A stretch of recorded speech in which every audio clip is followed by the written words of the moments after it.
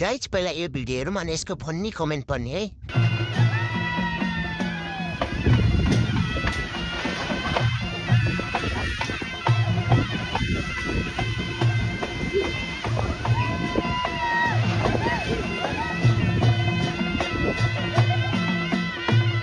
रुको जरा सबर करो। ननाच्नेलाई मासु पुलाउ छैन भनेपछि जस्तो परिस्थितिमा पनि नाच्नै पर्यो। जन्तीहरू सबै हावाहुरीले उडाएर यति मात्र बाँकी रहेको जस्तो छ। पैसा तिरेर बजाएको बाजा पो हो त, भुइँचालो नै आए नि फरक पर्दैन, नाच्न छोड्ने होइन। तिरपाल चाहिँ बाजाको तालमा अनि मान्छेहरू चाहिँ हावाको तालमा नाचिरहेछन्।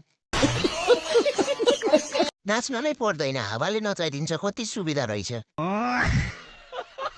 धन्न म जस्तो पातलो मान्छे रहेनछ, नत्र चङ्गा उडै जस्तो उड्ने रहेछ। यस्तै भिडियो हेर्नलाई फन्नी कमेन्ट रिडरलाई फलो गर्नुहोस्।